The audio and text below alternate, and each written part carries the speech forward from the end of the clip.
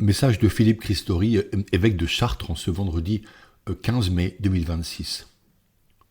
Comment Saul, le persécuteur des chrétiens, est-il devenu un fervent apôtre de Jésus-Christ ? Nous voici arrivés au chapitre 9 des Actes des Apôtres, et Saint Luc, qui est le rédacteur de ce récit extraordinaire, raconte la conversion de Saul. Qui est ce Saul ?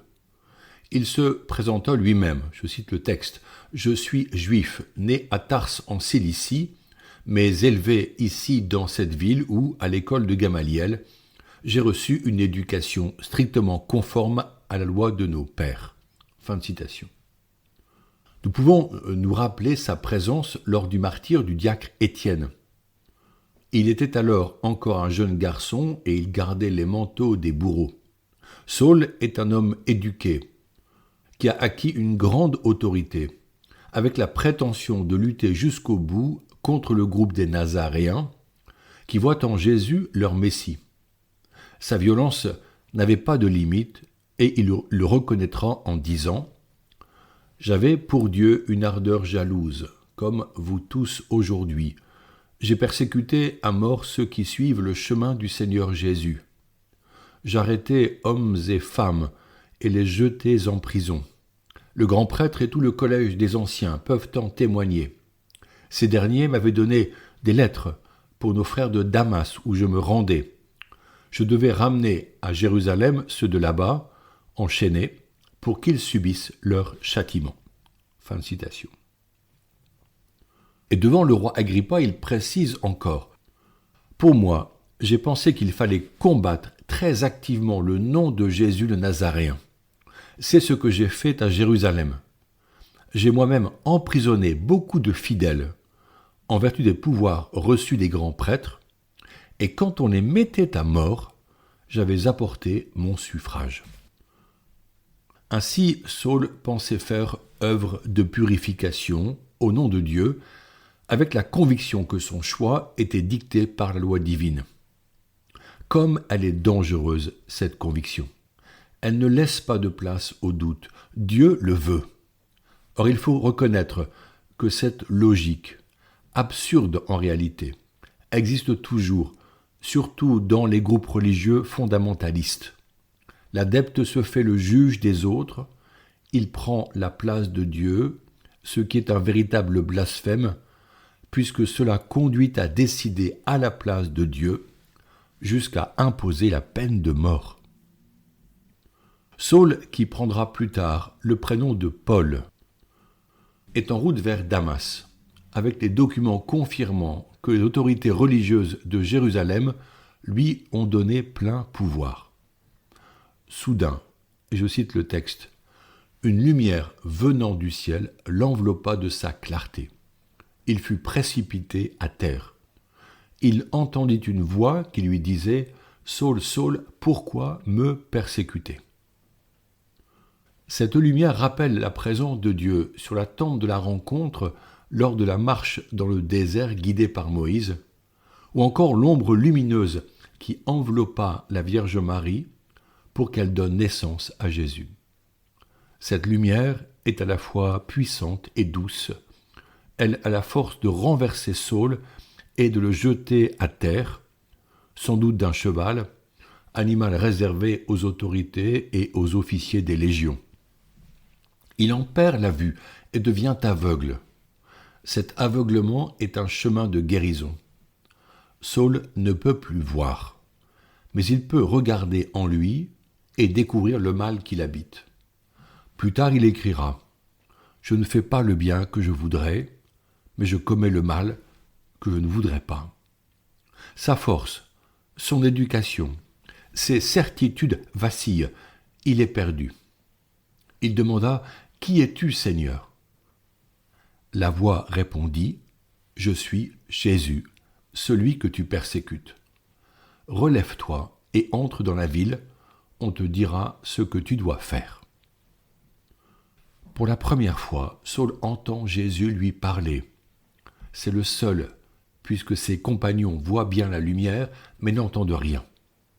L'expression « Je suis Jésus », qui semble banale, rapproche le nom de Dieu « Je suis » déjà donné à Moïse dans le désert, et le nom Jésus ou encore Yeshua, qui se traduit en hébreu par Dieu sauve. Saul va-t-il comprendre qu'il est celui que Dieu veut sauver? Jésus ne dit pas à Saul qu'il persécute les disciples, ce qui est pourtant bien le cas, mais que lui-même est persécuté. Cela peut sembler bien étrange. En réalité, pour Jésus, tout disciple lui est un frère et est devenu demeure du Père par la présence de l'Esprit.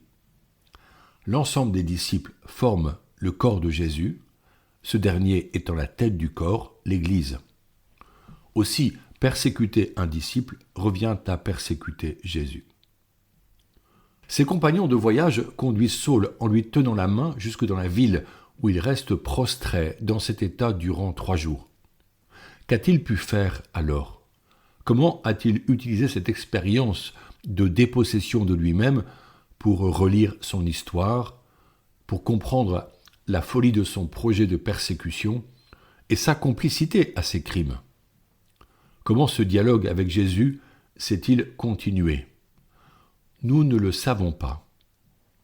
Un disciple de Jésus, du nom d'Ananie, est interpellé dans une vision par le Saint-Esprit pour aller au-devant de Saul. Le Seigneur lui dit « Ananie ». Il répondit « Me voici, Seigneur ». Le Seigneur reprit « Lève-toi, va dans la rue appelée rue droite, chez Jude. Tu demanderas un homme de Tarse nommé Saul. Il est en prière, et il a eu cette vision. Un homme du nom d'Ananie entrait et lui imposait les mains pour lui rendre la vue. » Fin de citation. Ananie prend peur car la réputation de Saul l'a devancé à Damas et on le craint. Ananie va découvrir que le lion est devenu un agneau, que le persécuteur vient de faire la rencontre de son sauveur. Le Seigneur lui dit « Va, car cet homme est l'instrument que j'ai choisi pour faire parvenir mon nom auprès des nations, des rois et des fils d'Israël. Et moi je lui montrerai tout ce qu'il lui faudra souffrir pour mon nom. » Saul est dorénavant destiné à faire parvenir le nom de Jésus à toutes les nations, c'est-à-dire les peuples agrégés dans l'Empire romain, autour de la mer Méditerranée. Lui qui fut format comme juif érudit sera dorénavant guidé par le Saint-Esprit pour aller au-devant des païens, c'est-à-dire les Romains non-juifs. Mais nous n'y sommes pas encore à ce stade du récit. Saul est libéré de sa cécité physique et surtout de son aveuglement intérieur qui était sa propre prison. Le texte dit « Ananie partit donc et entra dans la maison. Il imposa les mains à Saul en disant « Saul, mon frère, celui qui m'a envoyé, c'est le Seigneur. C'est Jésus qui t'est apparu sur le chemin par lequel tu venais. Ainsi tu vas retrouver la vue et tu seras rempli d'Esprit Saint. » Aussitôt tombèrent de ses yeux comme des écailles, et il retrouva la vue. Il se leva, puis il fut baptisé. La préparation est brève, et pourrait étonner nos catéchumènes qui y consacrent 2 années. En réalité, Saul était formé et connaissait parfaitement les écrits juifs. Ils prennent sens pour lui par sa rencontre de Jésus vivant. Ce qu'il vit est une effusion d'esprit qui lui enseigne toutes choses. Il est prêt. Il va partir plusieurs années au désert en Arabie, puis ira à Jérusalem afin d'être enseigné directement par les apôtres. C'est pour lui le temps de la maturation, en attendant que Dieu l'appelle pour déployer son ministère itinérant et fonder des communautés chrétiennes. Saul était fou pour Dieu. Paul devient un fou de Dieu, zélé pour Jésus-Christ, dont il affirme à qui veut l'entendre la mort et la résurrection. Ainsi peut-il dire que tous nous ressusciterons comme Jésus est ressuscité en vue de la vie éternelle. Paul, comme nouvel apôtre de Jésus, est l'homme providentiel que Dieu a préparé. S'il a fait beaucoup de mal aux premiers chrétiens, faisant d'eux des martyrs qui donnèrent leur vie par amour pour Jésus, le mal s'est transformé en force de bien pour apporter l'évangile du salut. Quand nous-mêmes voyons des personnes dures contre l'Église et refusant brutalement le Christ, pouvons-nous espérer leur conversion, afin qu'elles soient demain les premiers évangélisateurs des nations? Entre-temps, certains parmi nous pourraient payer de leur vie leur foi, comme Étienne. Saul, qui avait assisté à sa lapidation, avait dû conserver en lui la mémoire de cette injustice. Et il est probable que ce premier martyr a créé en son cœur profond une fissure qui deviendrait la brèche par laquelle l'Esprit Saint entrerait en lui. La providence divine nous donne ce dont nous avons besoin. Elle demande de ne pas s'inquiéter pour demain. En ce temps pascal, continuons ce beau chemin qui nous conduit à la Pentecôte, afin de recevoir l'effusion du Saint-Esprit avec tous les charismes qu'il veut communiquer en vue de la mission. Si notre cœur est largement ouvert, pourquoi le Seigneur limiterait-il ses dons?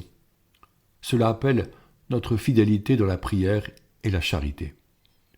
Montrons-nous généreux et voyons comme une priorité absolue notre disponibilité à l'œuvre de la grâce. Dieu désire que de nouveaux saints se lèvent pour faire briller sa lumière dans le but d'affadir l'obscurité du mal dans notre société. En priant, en bénissant Dieu, en appelant sa puissance d'amour pour ce monde, nous sommes au rendez-vous qu'il nous donne. Prions ensemble pour que la paix avance. Certains signaux semblent annoncer tant en Ukraine qu'en Iran.